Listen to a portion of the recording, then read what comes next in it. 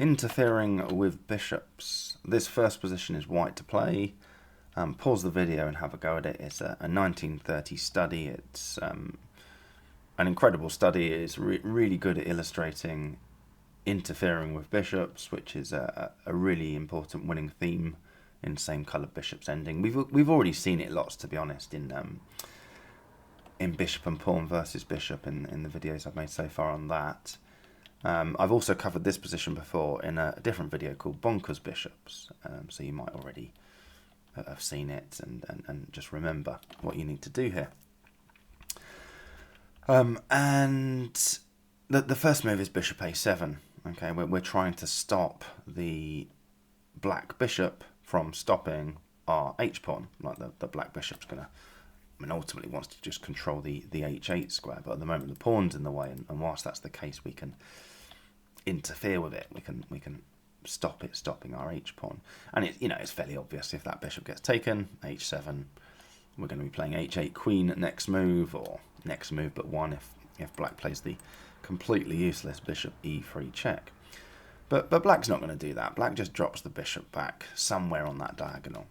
Okay, ready to play e4. So c3 is okay, a1 is okay. c3 would transpose, because what we do next is hit that bishop to c3, and then king to c2. So there's the transposition you would have seen if it had gone to c3 straight away. But black could have the attitude of, like, I just don't care what you do, because your king can't control any more than 3 of the squares on the 4 that I need to use, whilst your bishop controls the other one. So you're not really getting anywhere here. But here's the thunderbolt. Bishop d4. Absolutely brilliant move. And what does black do? If that gets taken with the pawn, king comes to d3. That pawn's blocked. We're queening the h-pawn. And if black takes with the bishop, we come to d3 anyway. If the pawn moves, we take the bishop. And if the bishop moves, we block the pawn. How about that? Bishop d4. Brilliant. Absolutely brilliant. So that was a study from 1930. Step forward to this game from 1989. It's black to play. Black has a few winning moves here, but chose to, tried to be clever. I wonder if they'd seen that 1930 study or had seen something similar to it. And black tried to be clever here. The simple a2 wins the game, because it has to be met by c4, and then you just bring your king across, and the bishop's coming to e5. It's completely gone. It's a very easy win. But black tried to be clever with his bishop e5 move. Nice way to finish it off, and it is quite clever in the sense that and it won the game, by the way. Bishop takes e5, king d5. I'm not sure why white didn't think here, like, what can I possibly even try and do? Because it's not that, is it? King c4, and white resigned. But the reason it was a blunder is that white's got a different move here. Again, I'm not really sure why white, whether time trouble or whatever. Bishop g7 clearly loses. If you're going to play that, you may as well just resign anyway. But this is a win for white, this position. And white should have played king d3. Black's like, whatever, I'll push the a-pawn, and when you play your clever c4 check, I'll just take your bishop on e5. But we're not going to play c4 check. We're going to play bishop somewhere on this diagonal. And when black promotes, I guess they get to choose whether they lose their new knight, bishop, rook or queen, because we're playing c4 check and taking whatever lands on a1. You just got to be a little bit careful about which square on this diagonal you put your bishop on, because one of these 4 squares gives the win back to black.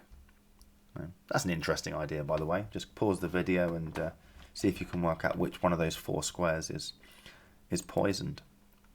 And the answer is the f6 square. Because black can come and attack it. You think, well, that's all right. It's just a one move delay, isn't it? I'll just move my bishop somewhere. And same idea. When a1 equals queen, I'll play c4 check, and take the whatever's on a1, the queen on a1. So did you say c4 check? Oh, oops, oops, yeah. Yeah, it had to be c4 check, didn't it? So don't allow the black king away from the d5 square with tempo, basically. But anything else is just a win. So bishop d4 is a win, bishop g7 is a win, and I don't know. What should we go for? Should we go for a rook? Hoping white might, I don't know. What are you hoping? It's gone. Right, next. 1847, this particular study. It doesn't look very interesting, does it? It just looks like bishop and pawn versus bishop. We've got a short diagonal here. Okay, if the short diagonal is 3 or fewer squares, and you can get your king to control all but one of those squares. Okay, so imagine a white pawn is on f7.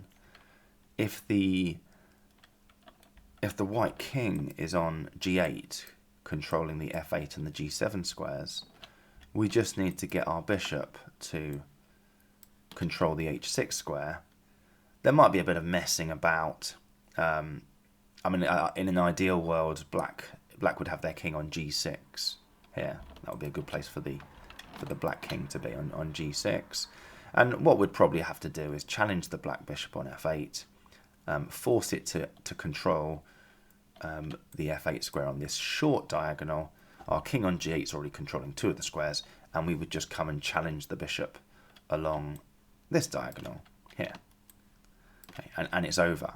But that is interference. I mean, I didn't call it interference on any of the videos we've made so far on bishop and pawn versus bishop, but the interference theme, that's a very important thing to be aware of in same colour bishop endgames, was just always there. And it's sort of going on here as well. Like, our king's only controlling one of the 2 squares, not 2 of them. I mean, if the king was on a8, it would be sort of ridiculously over. But the king's only controlling one of those 2 squares, so all you need to do is force the black bishop onto this short diagonal and interfere with it. Interfere with it on this diagonal. And it's over, basically, if that happens. The problem is like, how do you get your bishop to b8? Because if black puts, black's going to put up a good defense. You've got to try and get your bishop to b8, because you've got to get this bishop off this diagonal first. But once the white bishop lands on b8, it's over. It's easy. And you'd do it like this. So Dvoretsky didn't say bishop a5, but I came up with my solution, which is this one, bishop a5. And black's actually got quite a clever defense here. So if black just plays something like, I don't know, bishop f4, we interfere with that bishop straight away. It has to stay on this diagonal. So bishop g3, and then I'm coming to a7, and the black king can't stop me coming to a7 on the next move. Okay, and then the bishop's getting to b8.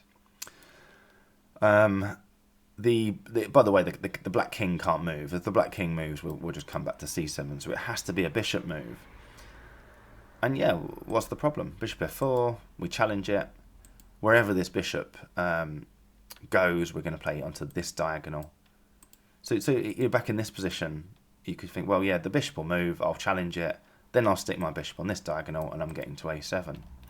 So all right, try this. Oh. Yeah, bishop b4. Yeah, great. You move. I'll put my bishop on that diagonal. Go on, put your bishop on that diagonal. I dare you. Oh yeah, that's quite a clever little defense, isn't it? And you think, oh, I'll go and challenge it again. You can't. There is no f0 square. Bishop to f0 would be a great move. Go bishop to f0, black bishop moves, and then you go bishop to g1, and you get into a7. So alright, I'll play bishop e1 and hope black doesn't notice my plan. It's like, black's going to notice your plan. king b5. Now what are you going to do? The bishop comes to this diagonal, king a6. You're not getting your bishop to a7. So it was really quite a clever defence, this bishop to d6, and then back to h2, just not letting you challenge on the right squares. But this is where you can just play a waiting move. Okay. Bishop c5 will do. I presume bishop d4, just check, presume bishop d4 works as well. It's hard to tell actually just looking at engine moves what works and what doesn't, because it just says everything wins, but a lot of that will be repeating everything we've just been through again. It'll be like messing it up, but getting a second chance because you haven't got to threefold repetition yet. But I think bishop d4 will be the same idea. So bishop c5, now the black king can't move because that allows bishop a7. So the black bishop has to step to a place where it can now be challenged. Because h2 was annoying, we couldn't challenge it on the f0 square because there is no f0 square on a chessboard. Bishop e7, and now we're threatening to come to c7, so the black king has to come back to c6. Okay. But now, I mean, we could go again, I think, with bishop a5. No, we can't go again with bishop a5, sorry, because bishop d6 will go in circles. But now where in fact it's the I3 square that we couldn't go to begin with. So the black bishop coming this way means that we can interfere with it straight away. Bishop h4, bishop back to h2. So yeah, back in the original position, bishop to I3 straight away would win with the same idea, but we had to do all that going around the houses to finally challenge the bishop, interfere with the bishop. It steps back to h2, say, but then we're getting to a7. And it's pretty easy from there. And I'll just look at the engine's best moves. It says bishop c7. I just don't care. I'm going to play bishop a7. It's saying bishop g3. I'm going to play bishop b8. It's saying bishop f2 because it's going to come to a7. I'll play bishop anywhere. I don't really care. Bishop f4, bishop a7 presumably. Yeah. And then bishop e3. No, yeah, you can also just wait. Okay. By the way, if the king was on a6, I think actually it doesn't matter actually whether the king's on a6. You could still just play bishop e3. There's also a point where there's like a zugzwang thing. Oh, that's it. So I'm thinking of something different. If the white king was on a8 and the black king was on a6, then we could just play on this diagonal any old waiting move. I think we saw that in one of the other positions. But this is gone, and we're on the theme of interfering with bishops, but there you go. There's that interference. Right, next, this is a study from 1977. White to play. Pause the video and decide what would you do. So the first few moves are sort of reasonably gettable, reasonably sort of easy to see. This study could have started a little bit later. So we'd see king d8. If bishop to a6, it doesn't really matter whether it's bishop a6. So there's also this sneaky bishop b7, c7 check, king a7, bishop to c6, bishop to a6, and then bishop takes b5. Okay, before the black bishop comes back to b7. So you could have seen a bit of messing around there. But in fact, bishop b7 is probably the better move for thinking about it. But bishop to a6 straight away, c7 check, king a7, bishop takes b5, bishop back to b7. So it could have started here. It's white to play. You know, what would you do next? And it's a very difficult pause the video moment, but you can just sort of I still find it useful just to sort of see the solution, because basically bishop c6 is the winning move and bishop d7 doesn't cut it. Okay. Bishop c6 is the winning move because after bishop a6 then you play bishop d7. You're like, what? Why? Why is the black bishop being forced onto this diagonal. You know, why do we care about that? Like, what's going on? So yeah, let's just go through it. So bishop d7. I mean, black just moves the king. Why not? King b6. The bishop's guarding the c8 square. We're going to challenge on c8. This bishop comes out the way, and then bishop to b7. So a clever little move, because obviously that can't be taken. The black bishop has to go to h3, and then interfere with the bishop. Bishop to g2. Bishop e6, and then interfere with it on d5. Okay, and it's not so much about blocking the d pawn. You might think, oh, that's clever, you're blocking the d pawn, because then you start thinking, well, if it's all about blocking the d pawn, I'll just play bishop g4. But it's not about blocking the d pawn. It's about getting to this diagonal. And there is no I4 square to go to, so we have to interfere with the bishop just one final time, and then go to. It's about getting to that diagonal and getting to the d7 square. So yeah, bishop e6, bishop d5, bishop moves, bishop f7, and notice that if black didn't have this pawn, this is a draw, because black would play king c5, followed by king d6. We've got the rear opposition, and it's just a draw. Even though it's a short diagonal, the white king's on the wrong side. The white king's only controlling one square on that short diagonal, which means that the defending bishop can't be kicked off both of those squares. It can be interfered with here, and then it just goes there, and it can be interfered with here, and then it would just come back there. Okay, so if the white king was on b8, fine. But yeah, so black's own d pawn is getting in the way here. King c5, bishop e8, it's gone. Bishop d7's happening. Next move. It's like, all right, great, but why the intermezzo bishop c6? Just play bishop d7. Like, what's the problem? Bishop d7, king b6, same move. Bishop c8, bishop back on this diagonal. Same cleverness. Bishop a6 this time, not b7. Bishop has to come to h3. There you go. There's the interference. Bishop there. Bishop there. And when the bishop moves, we'll go on to this diagonal. Oh. So, how cool is that? So back in this position, it's not that we wanted the black bishop to be on this diagonal instead of this diagonal. That wasn't the important thing. The important thing was that when we come out with our bishop, in this position, we're coming out to the b7 square. Because obviously bishop a6, bishop takes a6, black would actually win that. So we'd be on this diagonal, which wins. Whereas if we'd gone to d7 straight away, when our bishop comes out with the sort of the clever trick that it can't be taken, we're on this diagonal.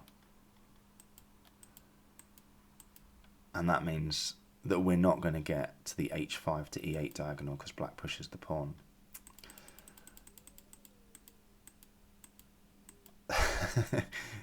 Everyone get that? Yeah. So this is the point where you need to realize when your bishop comes to c8 and then comes back out again, do you want it to come back out again to b7 or come back out again to a6? That was why the bishop c6 move was played. Now, who's going to find that in a game, even after having done this, looked at this study? That's the more I do, the more I'm sort of I'm absolutely convinced that these studies are not about us learning these exact tricks because they're going to come up in our games.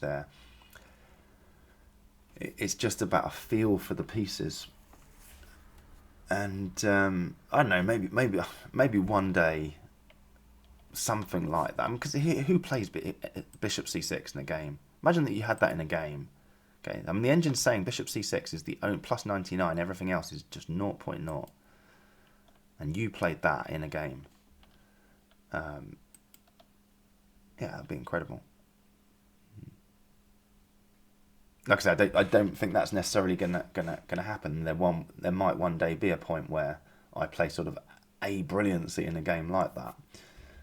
But it's more about the ideas going in. Anyway, sorry, I'm waffling on. Let's get on to the next one. So this is sort of going to involve a similar idea, actually, in terms of diagonals running contrary to the main diagonals of interest. That it's almost like roads that you want your bishop to be in that lane rather than that lane. It's that kind of idea. Again, you can pause the video and have a go at it if you wanted to. It's white to play. What would you do next? So the first thing to note is that if the black H pawn didn't exist, this is a very easy win for white. Because the black king hasn't got time to get to the f5 square, okay, which is the rear opposition that's needed. The fight's going to centre around like the fortune teller thing, around the e7 square, but white's going to be able to set it up so there's a challenge on f6 when the black bishop is defending on this diagonal, and that just wins the game. It doesn't win the game, of course, if the black king has made its way to f5.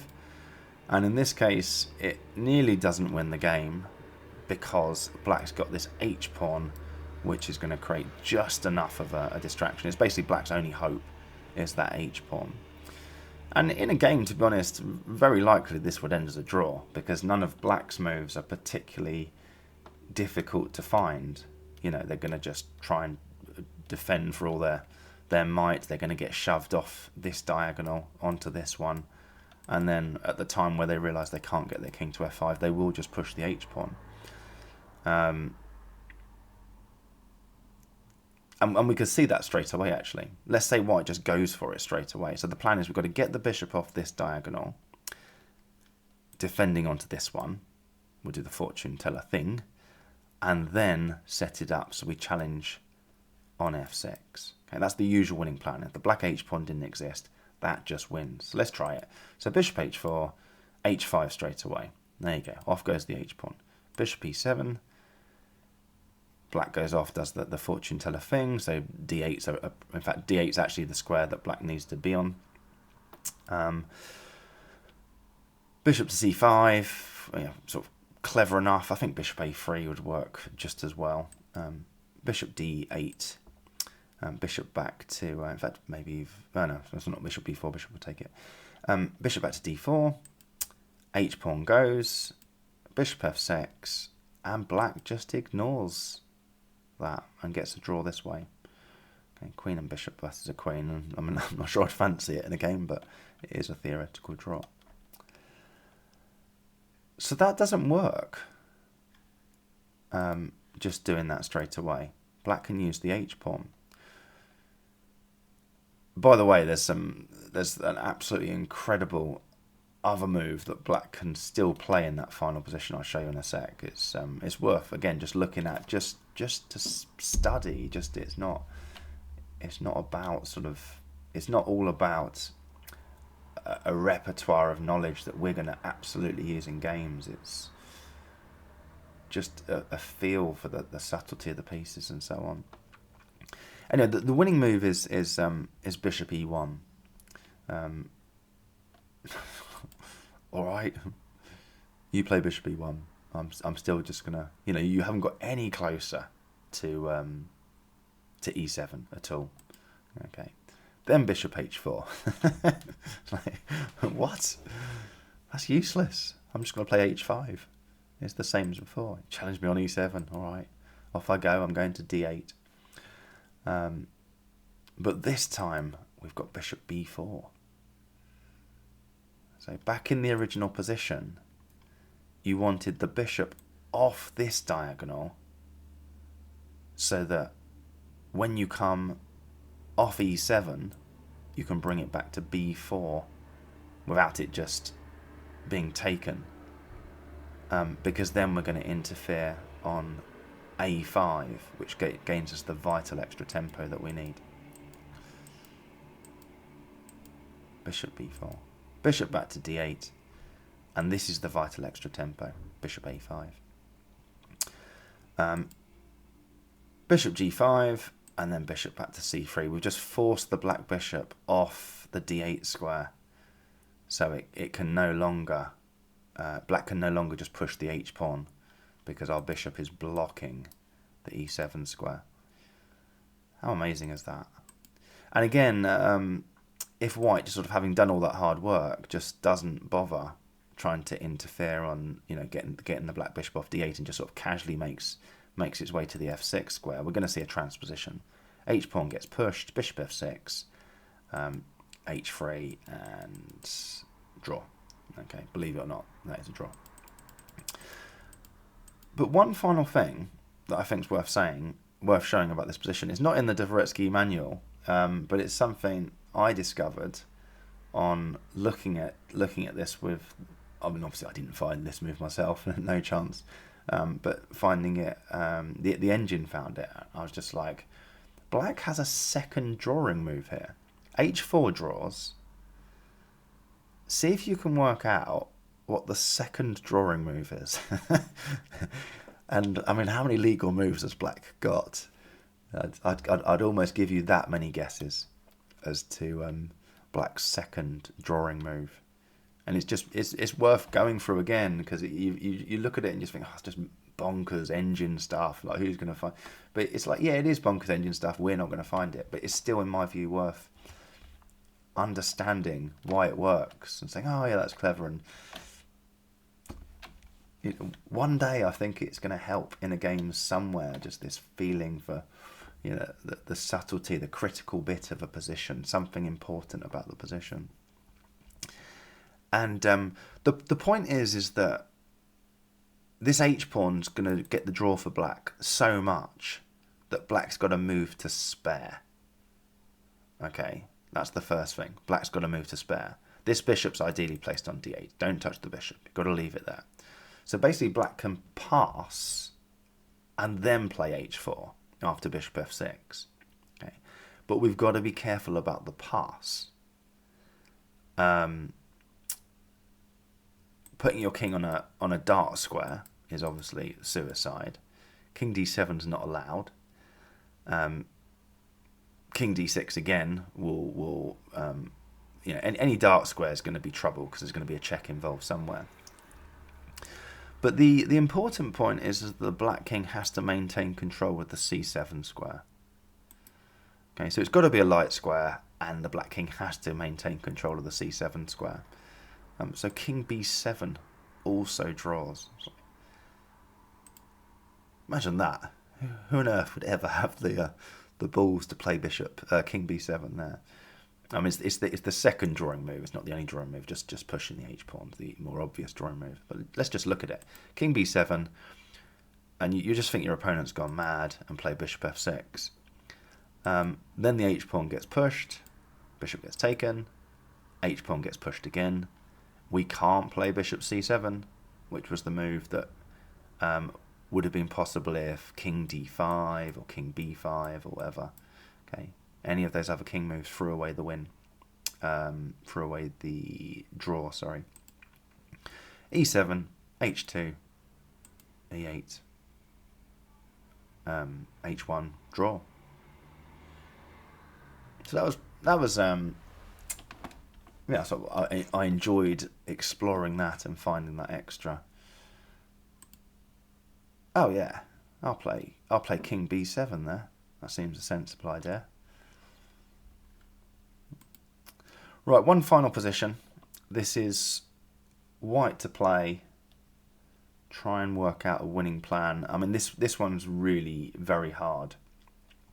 Very unlikely in my view. I mean, I didn't even get close to finding the winning plan. But again, just sort of worth exploring and appreciating the solution, and hopefully the ideas of interfering with bishops will just sort of seep in and be useful to you one day in one of your games. I'm hoping they'll be useful to me one day in one of my games. So let's just first of all, I mean, that's a good way to approach any study, by the way, is just crack on with the sort of the primitive, obvious thing to do, and see how it probably isn't going to work. Otherwise, why is this a brilliant study? So c7, just push the c pawn. Black king comes to h4, queen takes, king g3. And something that's important to appreciate about this position is that the white king just cannot move. There's no way to get the bishop to the b1 square. You can't get the king out because b1's a queen. So the king is just paralyzed forever. There's just, you want to sort of play bishop to b1, but bishops don't jump over their own c pawn. So white's got to try and do it now with just their bishop. The bishop's on its own with the 2 pawns. And, white could play a waiting move, and because pawns move 2 squares on the first go, there's a bit of progress there, but that's it. It's only on the first go that pawns move 2 squares. And now, well, I tell you, that's my plan as black. What's your plan as white from there? So, would you like a draw, bearing in mind my plan? So, yeah, I think that's a draw. So that kind of reasonably quick analysis makes the first move fairly obvious.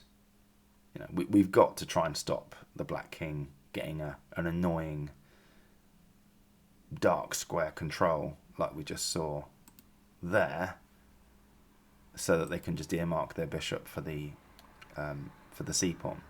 So we play g3.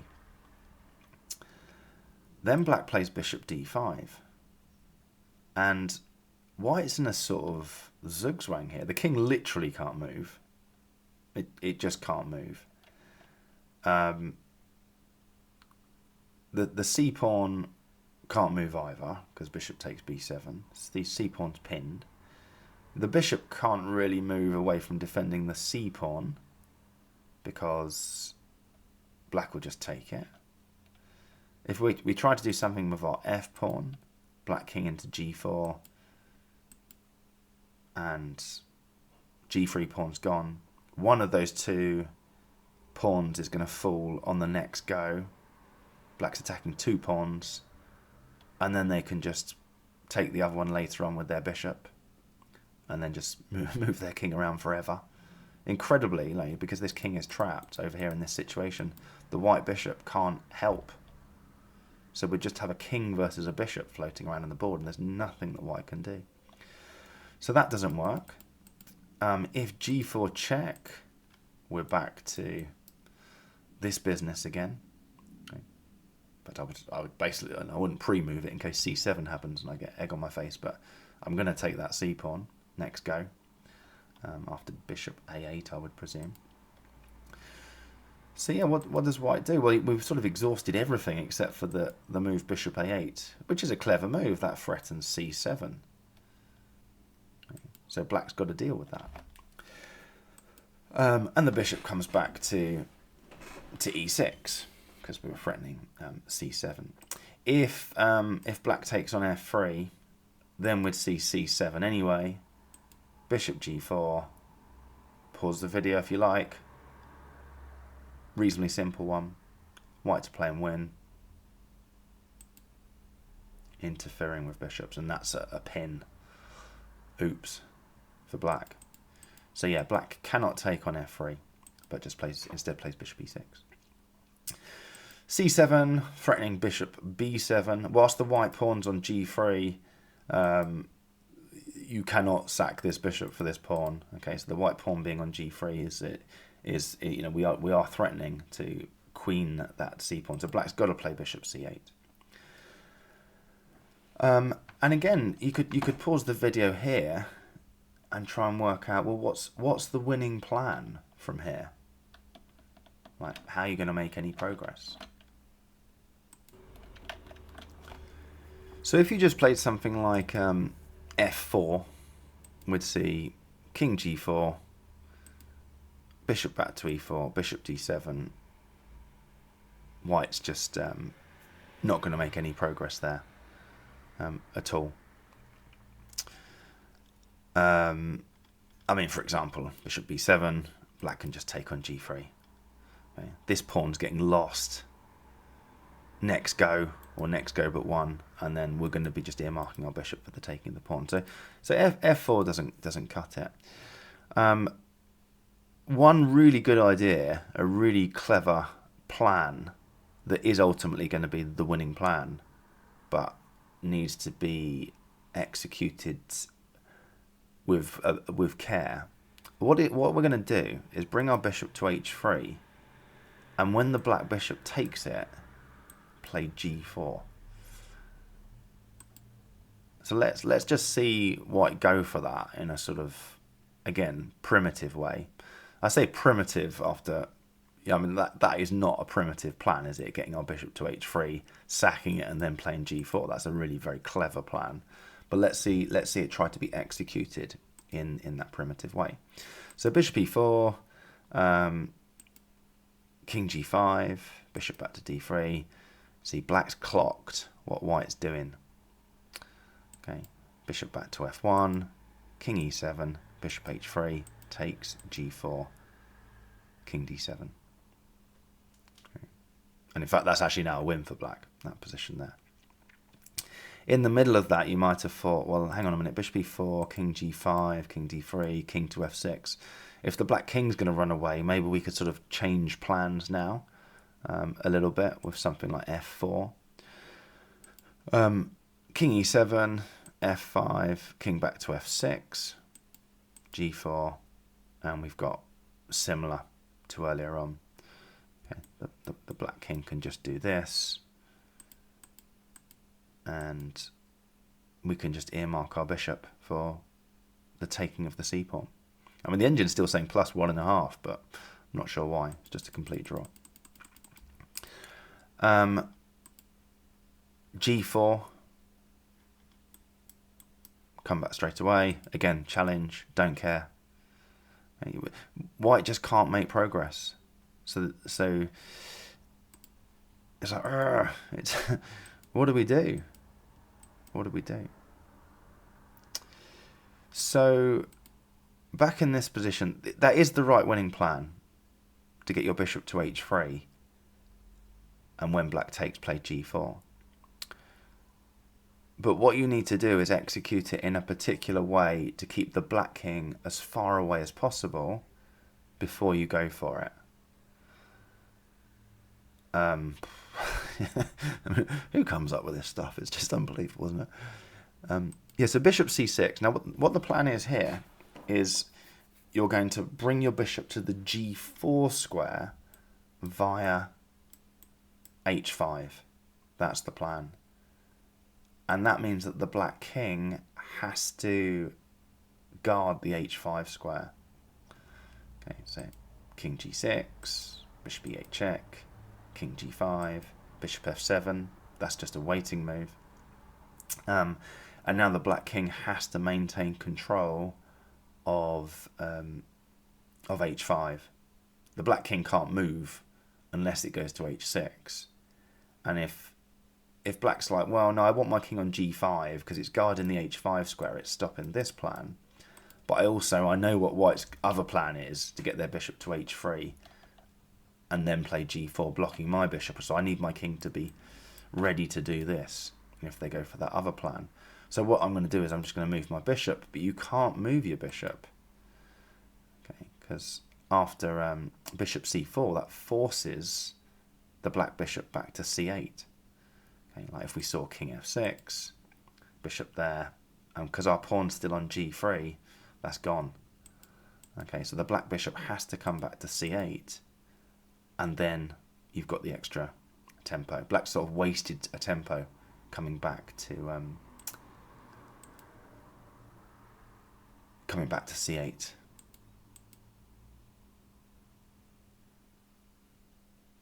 So back in this position, black has to play king h6. They can't move the bishop.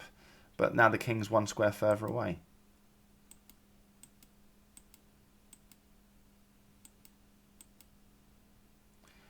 Absolutely incredible study.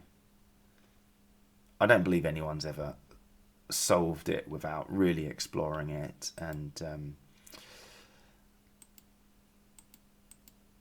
yeah, I mean, all these sort of just subtleties of even getting to that position. And the winning plan is to get your bishop to h3, let it be taken and play g4, but you've got to first of all threaten this to force the black king to h6, like a zugzwang thing, before executing that plan, the original plan. So, everyone clear on that? And yeah, we'll. I think we've had enough of interfering with bishops, haven't we? I think that's enough on interfering with bishops. So I'll call it a day there.